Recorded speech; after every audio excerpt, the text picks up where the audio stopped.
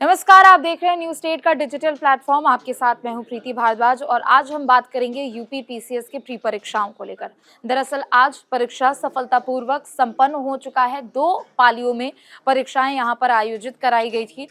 पहली जो शिफ्ट थी परीक्षाओं की वो दरअसल सुबह 9:30 बजे से लेकर सुबह के 11:30 बजे तक थी और दूसरी जो शिफ्ट थी वो दोपहर 2:30 बजे से लेकर शाम के 4:30 बजे तक थी और सफलतापूर्वक परीक्षा संपन्न हो चुका है।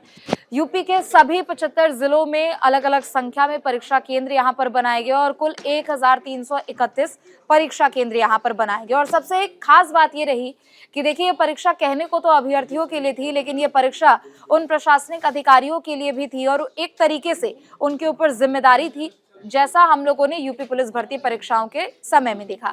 पहली जो परीक्षा यूपी पुलिस भर्ती की हुई थी उसे रद्द कर दिया गया था। पेपर लीक का मामला सामने आया, सरकार पूरे सवालों के घेरे में खड़ी हो गई और उसके बाद परीक्षा को रद्द करना पड़ा और आखिरकार अगस्त में जाकर जब 5 दिनों में परीक्षाओं को आयोजित कराया गया तो सफलतापूर्वक परीक्षा संपन्न हुई। और यही जिम्मेदारी और यही जो दायित्व है वो प्रशासन के अधिकारियों पर इस बार भी था कि सफलतापूर्वक परीक्षाओं को संपन्न कराया जाए, यानी किसी भी तरीके से कोई इसमें परेशानी ना हो, अभ्यर्थियों को ना हो, जो वहां पर अधिकारी पहुंच रहे हैं उनको भी ना हो, पेपर लीक की कोई गुंजाइश ना हो, सॉल्वर गैंग्स जो होते हैं उनके खिलाफ भी नजर रखी जा रही थी और एक फुल प्रूफ यहाँ पर प्लान तैयार किया गया था और उसी प्रोटोकॉल के आधार पर इस परीक्षा को संपन्न कराया गया। और भी जानकारी आपको देंगे कि आखिर किस तरीके से पूरा फुल प्रूफ प्लान यहाँ पर तैयार किया गया जिसके आधार पर परीक्षाएं यहाँ पर आयोजित की गई है। गौरव और साहिल हमारे साथ जुड़ रहे हैं, वो भी आपको बताएंगे। गौरव और साहिल, आप दोनों से मेरा सवाल है, बारी बारी से आप लोग अपने इस पर जवाब रखिएगा। देखिए, जो प्री परीक्षा है यूपी पीसीएस को लेकर वो आज सफलतापूर्वक संपन्न हो चुकी है। फुल प्रूफ एक पूरा प्रोटोकॉल था और उसी हिसाब से प्रशासन यहाँ पर परीक्षा को मैनेज करती हुई नजर आई और नतीजन हमने देखा कि सफलतापूर्वक शांतिपूर्वक ये परीक्षा संपन्न हो चुकी है। हालांकि परीक्षा लेट कराई जा रही है। जनवरी में अभ्यर्थियों ने फॉर्म भरा था, उनका कहना था कि मार्च में होना था, लेकिन फिर भी हम लेट हैं। लेकिन खुशी थी उनके चेहरे पर कि बिना किसी परेशानी के, बिना किसी कोई ऐसी अप्रिय घटना की ये परीक्षा संपन्न हुई है। देखिए, जिस प्रकार से छात्रों को एक तो जब आप ज़िक्र कर रही हैं लेट था, तो ये परीक्षा पहले ही मार्च में ही हो जाना था।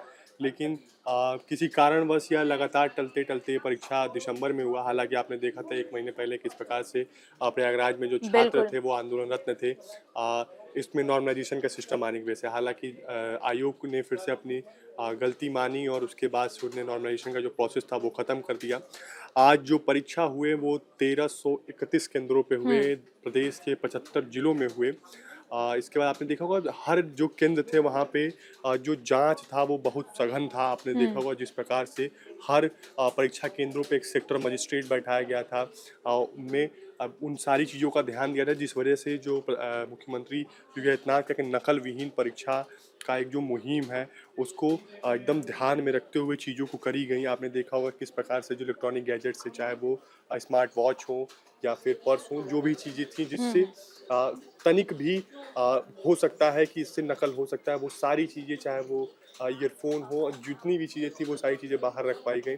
यहाँ तक कि जो छात्र जैकेट पहन के गए थे, जैकेट भी खुलवाया गया। अच्छी तरीके से जाँचें हुई, उसके बाद छात्रों को परीक्षा केंद्र के अंदर भेजा गया।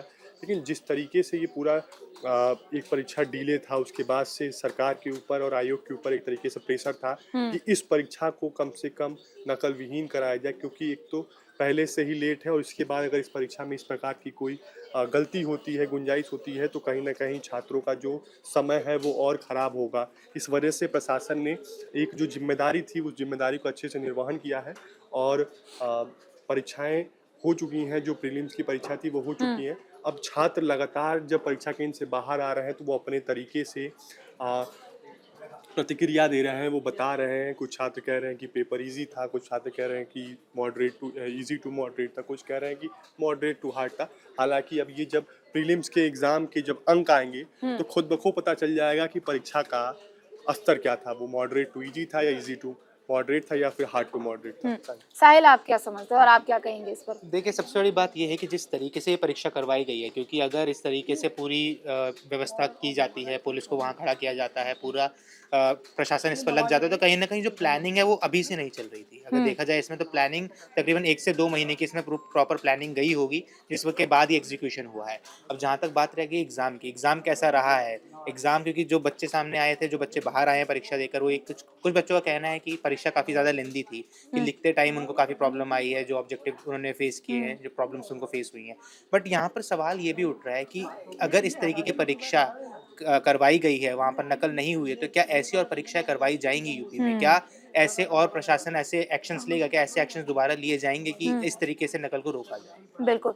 और देखिए, आज जो ये परीक्षा संपन्न हुई है वो निश्चित तौर पर शांतिपूर्ण तरीके से हुई है।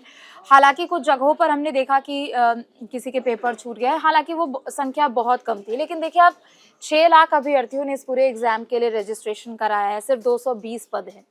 लेकिन 220 जो हाँ, लेकिन अगर दूसरी तरफ अगर देखा जाए, जैसा साहिल भी कह रहे हैं कि तैयारी कुछ महीने पहले से ही यहाँ पर की गई थी, यानी जो गुंजाइश नकल को लेकर की जा रही थी या फिर एक तरीके से आशंका लोगों के मन में थी कि कभी ऐसा ना हो जाए, उस पर सरकार की छवि पर भी इसका असर पड़ा है। और निश्चित तौर पर ये जो परीक्षा हुई है उसमें सरकार ने एक तरीके से आप कहिए कि उन सभी आरोपों का एक तरीके से जवाब दिया है जो कि पुलिस भर्ती के समय उठे थे। बिल्कुल। और जिस तरीके से क्योंकि जितने भी सवाल उठते रहे हैं हमेशा से, जब भी नकल होती है चाहे किसी भी राज्य में हो, वो यूपी की ही बात नहीं करेंगे, किसी भी राज्य में जब भी नकल होती है तो कहीं न कहीं प्रशासन पर सीधा सवाल उठ जाता है कि बिल्कुल। क्यों प्रशासन इसमें चौक-चौबंद नहीं रहा था। और जब इस तरीके के एक्शन लिए जाते हैं किसी भी स्टेट में, तो कहीं न कहीं छात्रों का जो एक हम कहें मोटिवेट जो छात्र हो जाते हैं इससे, क्यों? क्योंकि अगर नकल नहीं होगी, जो छात्र साल भर उसके लिए तैयारी करता है परीक्षा के लिए, और अगर किसी परीक्षा में नकल हो जाती है तो कहीं न कहीं जो बच्चे हैं वो डिमोटिवेट होना शुरू हो जाते हैं और उस पद के लिए कहीं न कहीं आवेदन करना रोक देते हैं। तो बिल्कुल। जिस वजह से जो कॉम्पिटिशन, जो अच्छा कॉम्पिटिशन हम कहते हैं किसी परीक्षा में, वो नहीं रह पाता है।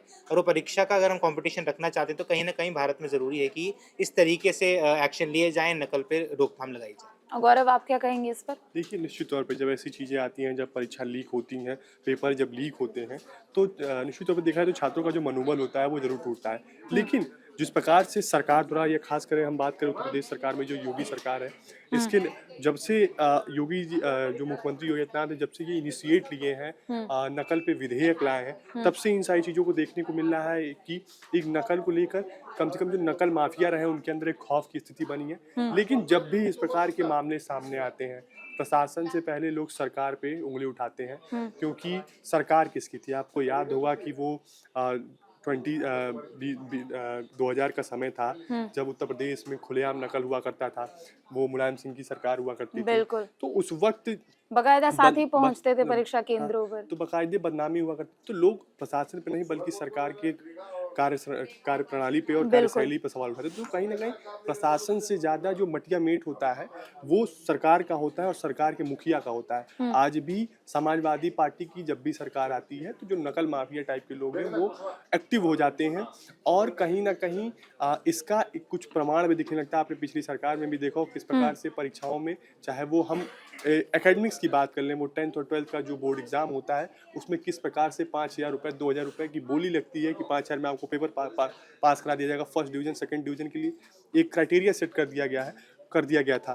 तो जिस प्रकार से एक नकल को लेकर, चाहे वो जो 2017 का पहला वाला कार्यकाल रहा हो मुख्यमंत्री योगी आदित्यनाथ, तो उसमें दिनेश शर्मा जो शिक्षा मंत्री थे, उनके आने के बाद से जो एकेडमिक्स की जो परीक्षाएं थी, 10-12 की बोर्ड की परीक्षा थी, न सिर्फ उसमें इसको इम्प्लीमेंट किया गया, इस नकल विहीन को लेकर मुहिम को इम्प्लीमेंट किया गया, बल्कि आने वाले और परीक्षाओं के लिए एक रोड मैप तैयार किया गया, ताकि इस तरीके से जो प्रशासन है वो इस रोड मैप पे चले और इस प्रकार से जो चीज़ें हैं वो इम्प्लीमेंट करे, ताकि और आने बिना वाले किसी परेशानी के, विघ्न के परीक्षा हो। आने वाले समय में जो छात्र हैं उनका मनोबल इस वजह से ना टूटे और इस वजह से वो अपने घर को निराश होकर ना लौटें कि हमने सरकार की विफलता के कारण हम विफल विफल हो क्योंकि गए। आपने देखा होगा कि जो ग्रामीण परिवेश के रहने वाले छात्र हैं, वो गरीब किसान मजदूर के बेटे हैं, वो अपने नज़दीकी होम टाउन में जाते हैं पढ़ाई करने। जो पूर्वांचल का रहने वाला है वो बनारस जाता है, गोरखपुर जाता है, इलाहाबाद जाता है, और आजकल शहरों में जो स्थिति है 5,000 7,000 से कम के कमरे नहीं मिलते हैं, ऊपर से खाने का तो परिवार के ऊपर जब लड़का 12 पास करके